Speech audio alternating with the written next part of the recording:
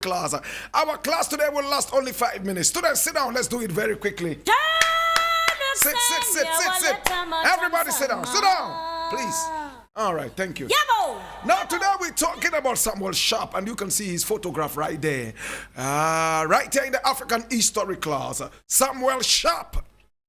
Now Samuel Sharpe was a very, very intelligent person, in fact, who encountered tragedy.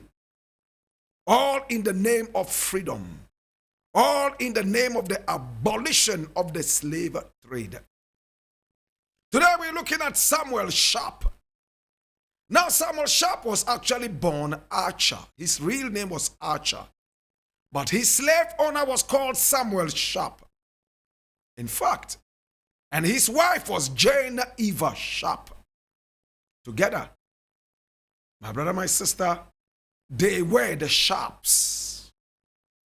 Now, Samuel Sharpe's father and mother came all the way from Africa. They were carried in as slaves. And as slaves, they endured and went through a lot of suffering. Samuel Sharpe's father was used as a stud. S-T-U-D. You know what that means? A male who is used to just produce babies. So you are just called to mate women. In fact, we don't even say have sex. To mate women just like we do with animals. Cross women. And the women were also used as such just to make babies. In fact, Samuel Sharpe's mother and father had 2 other children. Samuel Sharpe was a 3rd child. In fact, at birth, they decided to call him Archer. And he was born, my brother, my sister, in 1801. 108 years before Kwame Nkrumah himself was born. A century plus 1. Now see the interesting thing. As a little child, he was so agile. You know what it means to say agile? To be very active, running around and feeling good. Oh, by the age of 4, he was already singing on the plantations, running around. So the Sharpes loved him. And because of the little boy, they decided that they would, in fact, be very kind to the parents, the mother and father. They sent the little boy to school. In fact, and where did he school? He schooled at home. By the age of 7, he self-taught. Oh my God. In other words, he taught himself to read and write. And all that he knew in life, he read that from books and taught himself how to do so many different things. Oh God. See what happened? He was growing into a young man. Oh, his owners decided to introduce him to the church. And there he became a member of the church. First, he became a member of the Baptist church. And there he was. He learned how to preach. He learned the Bible from cover to cover and preached Jesus Christ. At the same time, he preached freedom. Oh, they loved him as a preacher. Now it came to a time when he was only 28 years old. That was in 1829. There was an announcement in England. Remember at that time in Jamaica. Remember, he was born in Jamaica. In fact, he was born in Jamaica. Jamaica. That was where he was born, my brother, my sister. Our hero was born in Jamaica in the parish of St. James. St. James. That was where he was. He was raised as the Baptist preacher. He preached the Bible and people loved him. See what happened now? One day he heard over the news in England that slavery had been abolished, and this was in 1829. He was only 28 years old. He had no wife. He had no child. His wife was the Bible, and his master was Jesus Christ. They loved him all over the plantations. He traveled all over Jamaica, from parish to parish, preaching. Hey, see what happened now? Now, when he heard the announcement on radio that something interesting was happening in England, and that slavery had been abolished, he decided that he would be in a hurry to announce this to all the slaves on the plantations of St. James and even in Kingston and all over. He announced it, and boom, on the 27th day of December, 1831, 2 days after Christmas, a day after Boxing Day, my brother, my sister, all the slaves organized by Samuel Sharpe decided to have a sit-in strike. And those of you who know the sugarcane very well, around this time was when the sugarcane was supposed to be harvested. The 27th day of December in 1831.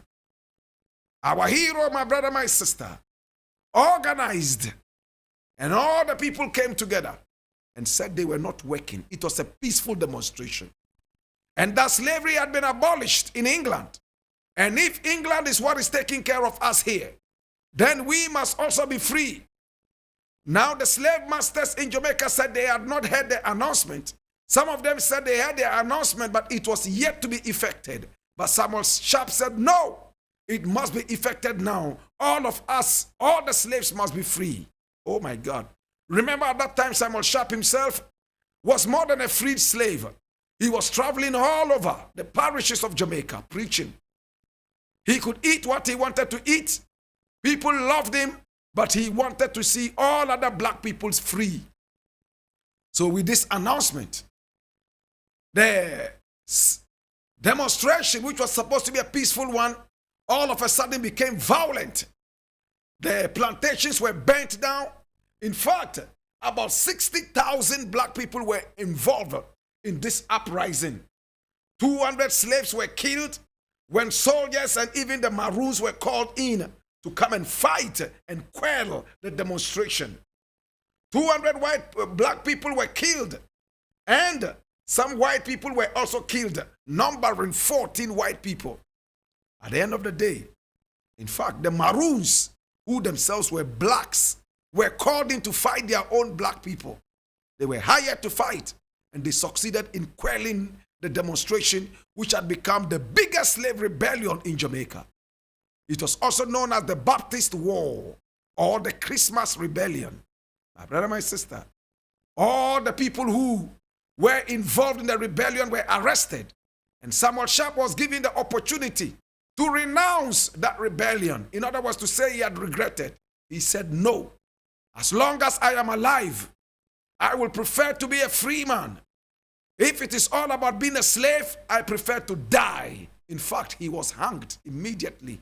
He refused to renounce his rebellion, and he was hanged. He was hanged, my brother, my sister, right there in Jamaica on the 23rd day of May in 1832. That was when he was hanged. His statues are all over in Jamaica, and the Jamaican $50 note, which you saw earlier, in fact, was used to commemorate Samuel Sharpe, and that's the $50 note in Jamaica, Bank of Jamaica, and this one was issued in 2012, and that is the face of Samuel Sharpe on it, and it commemorated his efforts and his selflessness to see all other people free. Today, my brother, my sister, we have been talking about a great king, a great preacher of the Baptist church, who used the Bible to fight against slavery, who was hanged only at the age of barely 30. My brother, my sister, he was so young, oh, so full of life. He laid down his life for anti-slavery. Today we remember you, and we say, oh, Papa, them refer due. Papa, uniyaminko, Papa. Papa, why be you, Papa? Papa, me see them refer you, Papa. Uniyaminko wate. Uniyaminko, Papa. Oh, yeah. Papa, me see uniyaminko. Papa, bye-bye, you. Bye-bye. Uniyaminko wate. Uniyaminko. Yeah, Papa. Yeah, Papa, where are you, Papa? Yeah, Papa. Me see me never go, Papa. Papa, me see for me go wate. Papa, me for me go wate. Me for me go, Papa.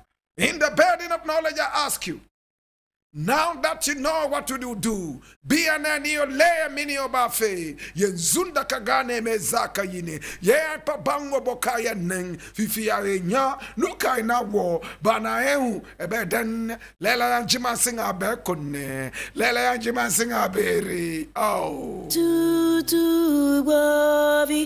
Tutu Bovi, Papa Mula Home.